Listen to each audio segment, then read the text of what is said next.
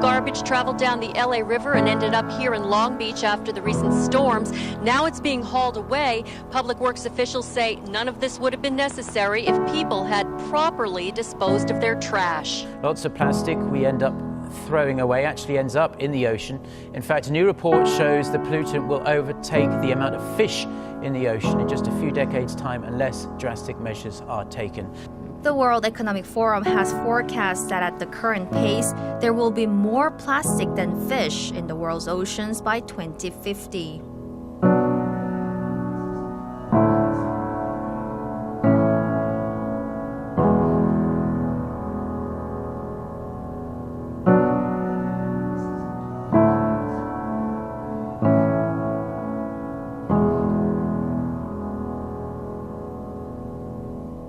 My name is Dave Bader. I'm the Director of Education at the Aquarium of the Pacific here in Long Beach, California.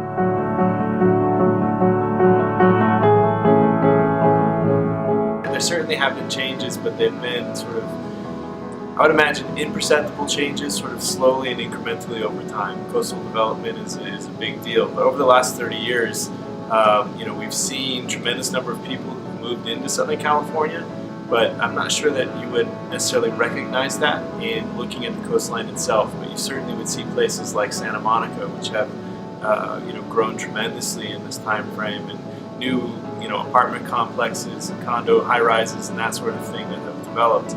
If you look at the Port of LA and Long Beach, you'd see big transitions in the sort of industries that have been a big part of what's been here in Los Angeles and Long Beach for that economic engine.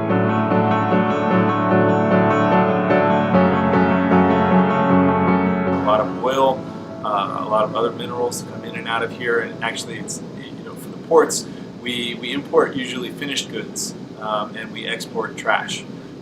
So we're exporting recycled metal products, paper, things like that, and then we import products mostly from Asia, but from all over the world.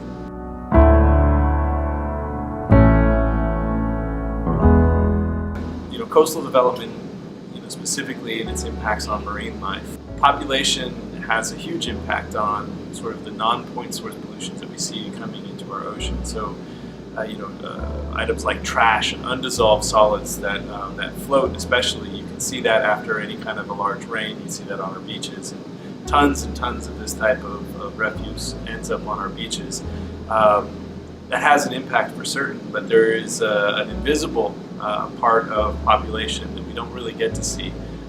Things like pesticides, herbicides, used motor oil, things that leak off of our cars and out of our driveways. Those kinds of things also have a huge impact on marine life. Pretty much every kind of pollutant that you can imagine that would come from an industry is actually coming out of our own neighborhoods as well, in the same concentrations.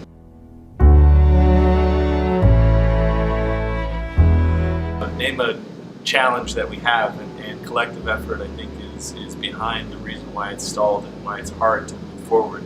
If we think about those undissolved solids, the plastics and trash that we see coming down our beaches, it's a great example of just a diffuse source of people out there littering. When your one little piece of trash flies away from you, you don't think too much about it because it's just one little piece of trash. Then you multiply it by 20 million people that live here in the greater LA area, and it becomes a really big deal. So collective effort, collective action has to be the way that we move forward. The only way to do that is to compromise, is to dialogue, and to really think altruistically and with solidarity. Those are our biggest challenges today. The best way forward is to think as a community and not as an individual, and work towards community solutions.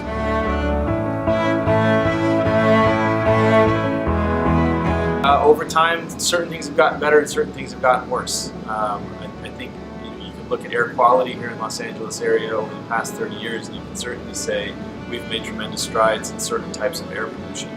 But if we look at population, if we look at the amount of garbage that's entering into the ocean, actually you'd see sort of pluses and minuses. When I first started working here 18 years ago, we had an El Nino at in LA, and at that time it looked like you could walk across the LA River. It's right outside the door here. So much garbage coming down that you couldn't see the water.